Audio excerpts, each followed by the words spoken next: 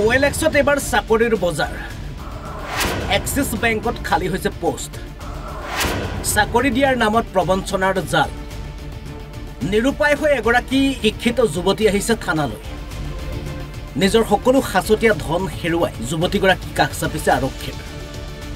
চাকৰিৰ নামত প্ৰবঞ্চনাৰ বলি হ'ল যুৱতীগৰাকীৰ অভিযোগ অনুসৰি OLXত যুৱতীগৰাকীয়ে লাভ কৰিছিল চাকৰিৰ বিজ্ঞাপন OLXৰ বিজ্ঞাপন অনুসৰি এক্সিছ বেংকত খালী হৈছে পোষ্ট বিজ্ঞাপনত দিয়া নম্বৰ অনুসৰি যোগাযোগ কৰে যুৱতীগৰাকীয়ে কিন্তু চাকৰিৰ নামত বিভিন্ন অজুহাত দেখুৱাই প্ৰথমে 500 টকা তাৰ পাছত 3499 টকা আৰু এনেদৰে যুৱতীগৰাকীৰ পৰা বিভিন্ন প্ৰলোভন দেখুৱাই প্ৰবঞ্চকৰ দলটোৱে খৰকাই নিয়ে ধন প্ৰবঞ্চকৰ দলটোৱে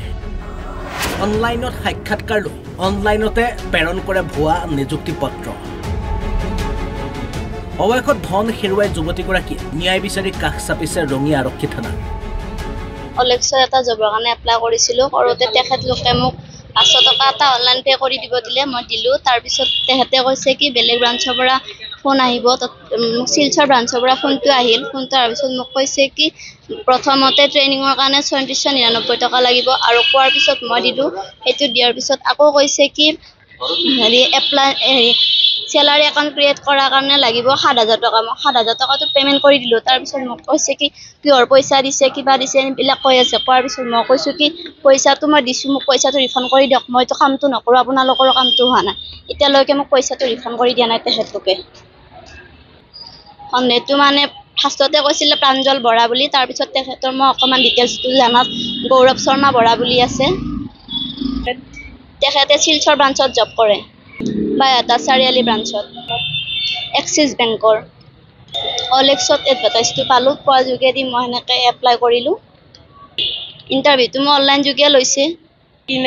মই এনে ইণ্টাৰভিউটো সেনেকৈ একো সোধা নাই খালি মোৰ চিলেক্ট হ'লে মোক আপুনি জনাম বুলি কৈছিল তাৰপিছত মই ডকুমেণ্টছখিনি দিয়াৰ পিছত মোক চিলেক্ট হোৱা বুলি ক'লে কৰাৰ পিছত ট্ৰেইনিঙৰ নামত মোক মানে এখন ফেক ট্ৰেইনিং লেটাৰ দিলে দিয়াৰ পিছত কৈছে কি আপুনি এইখনত 34,999 টকা পে' কৰি দিয়ক বুলি কৈছে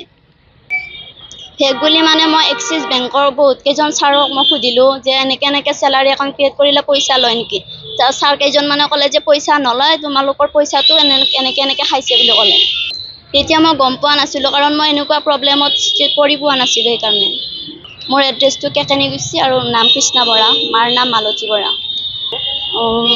মই HS পাছ কৰিছোঁ যিহেতু HSৰ ডকুমেণ্টছ দিছোঁ আৰু CV খন দিছিলোঁ দিয়া আছে আৰু মোৰ ফোন নাম্বাৰ চিগনেচাৰ গোটেইখিনি মই কমপ্লিট কৰি পঠাই দিছিলোঁ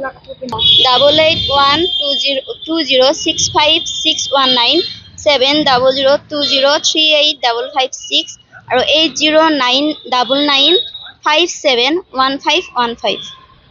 এইকেইটা নাম্বাৰত মোক মানে এটা OLXত প্ৰথমতে মোক ডকুমেণ্টছখিনি ল'লে চিলেক্ট হোৱাৰ পিছত তেখেতে 500 টকা পে'মেণ্ট কৰি দিয়াৰ পিছত তাক আকৌ মোক শিলচৰ ব্ৰাঞ্চৰ পৰা ফোন কৰিলে ফোন কৰাৰ পিছত এইকেইটা ফোন নাম্বাৰেদি ফোন কৰাৰ পিছত মোক আৰু ট্ৰেইনিঙৰ কাৰণে 3499 টকা সুধিলে আৰু চেলাৰী একাউণ্ট ক্ৰিয়েট কৰাৰ কাৰণে টোটেল 7000 টকা সুধিলে তাৰপিছত টোটেলখিনি মোৰ 10,999 টকা এতিয়ালৈকে মোৰ ৰিফাণ্ড হোৱা নাই তেওঁলোকে ফোন কৰিলে মোৰ নাম্বাৰটো ব্লক কৰি দিছে আৰু হোৱাটছআপত মেছেজৰ ৰিপ্লাই নিদিয়ে ফোন কৰিলে কয় খালি কি কিহৰ পইচা লাগে আপোনালোকক কোনে এপ্লাই কৰিব দিছিল সেইটো কথাই কয় আৰু কৈছে কি এপ্লিকেশ্যন দিলে পইচাটো ৰিফাণ্ড হ'ব মই এপ্লিকেশ্যনো পঠাইছোঁ ইমেইল যোগেদি আৰু হোৱাটছআপতো মই লিখি কিনে পঠাই দিছিলোঁ এতিয়ালৈকে পইচা দিয়া নাই আজি 2 মাহ কমপ্লিট হৈ গ'ল হয় মই ফেক বুলি ভাবিলোঁ কাৰণ যিহেতু মোক সকলোৱে কৈছে পুলিচ থানাত কেছ দিয়ক বুলি এইটো ফেক বুলি কৈছে সেইকাৰণে মই আজি ৰঙিয়া পুলিচ আৰক্ষী থানাত সহযোগিতা ল'বৰ কাৰণে মই আগবাঢ়িলোঁ এতিয়া পুলিচে মই এতিয়া বিচাৰোঁ যে মোৰ আগধনখিনি ঘূৰাই দিয়াটো শাস্তি দিয়াটো মই বিচাৰোঁ যাতে মোৰ নিচিনা আকৌ বেলেগ ষ্টুডেণ্টৰ পৰা তেওঁলোকে এনেকৈ পইচা খাব নোৱাৰে ৰঙিয়াৰ পৰা সৈয়দ মুস্তাফা আহমেদৰ ৰিপৰ্ট অসম লাইভ 24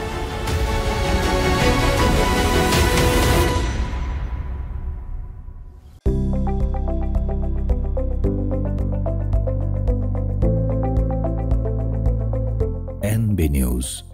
সহজ সৰল ভাষাত নৱভাৰতৰ কথা